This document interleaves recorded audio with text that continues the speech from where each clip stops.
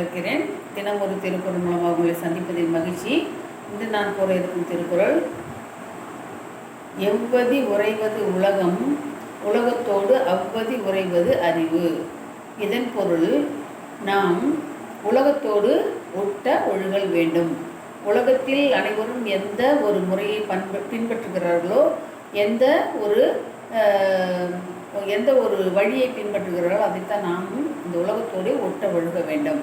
அதை தவிர்த்து நான் அப்படி செய்ய முடியாது, நாம் என் வழி தனி வழி என்று நாம் இருந்தோம் என்று கேட்டால், நம்மை பார்ப்பவர்கள் நம்மை பைத்தியக்காரன் என்று தான் கூறுவார்கள். உலகத்தை சார்ந்துதான் நாம் வாழ வேண்டும். அப்பொழுதுதான் நம்முடைய வாழ்க்கையை அனைவர்களும் போற்றத்தக்கதாக இருக்கும். அதை விடுத்து நாம் தனியாக ஏதாவது செய்தால் அதை பார்த்து அனைவரும் கேலி செய்வார்கள்.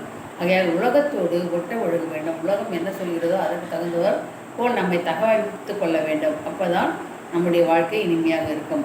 அப்படி இல்லாமல் நாம் எதையோ அதற்கு எதிர்மறையாக செய்யும்போது வரக்கூடிய விளைவுகளும் எதிர்மறையாக இருக்கும்.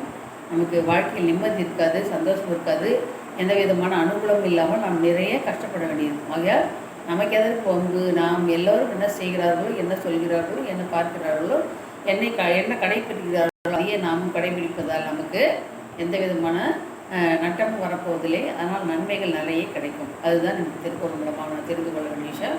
நாளை சந்திப்போம். நன்றி, வணக்கம்.